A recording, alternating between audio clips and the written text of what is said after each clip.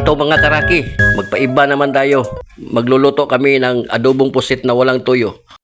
Lagyan na namin ito ng mga ricados. Una, bawang. Yan.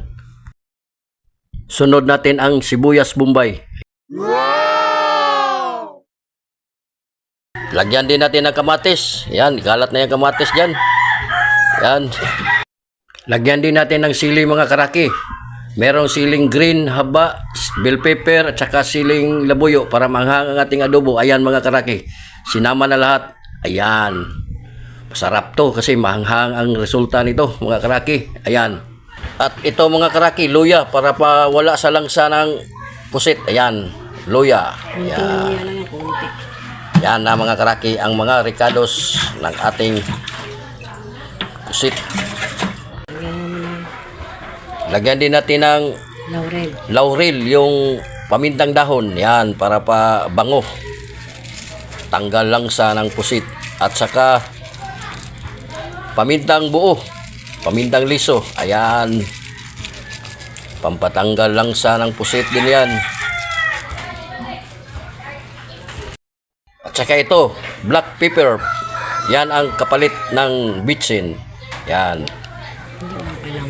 Ayan, black pepper. At ito, pampaalat ang asin. Yan. Yan.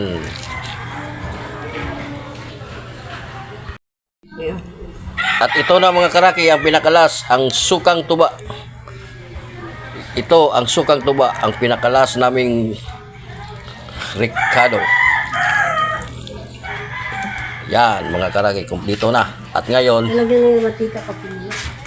isa lang na namin yan. Pagkatapos, pag medyo, kasi lalabas yung tubig nito eh, yung katas ng kuwan, magtubig to eh. Pagka medyo kunti na yung tubig niya, lagyan na namin ng mantika para masarap ang aming adobo. Yan mga karaki. Ito na mga karaki, nakasalang na ang ating pusit. Adobong pusit na walang tuyo. Ayan, nakasalang na. Yan. Hintayin na lang natin na kumulo ito para tingnan natin kung ano ang resulta. Ito na mga karaki, check muna natin. Ayan na mga karay. Mukulo na. Yan.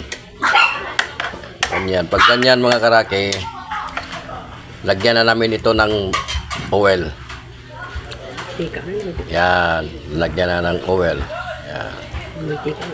Yan. Mantika. Yan. Tapos, takpan muna natin. Ito na mga karaki, tingnan natin kung luto na ba ang ating adobong pusit na walang tuyo.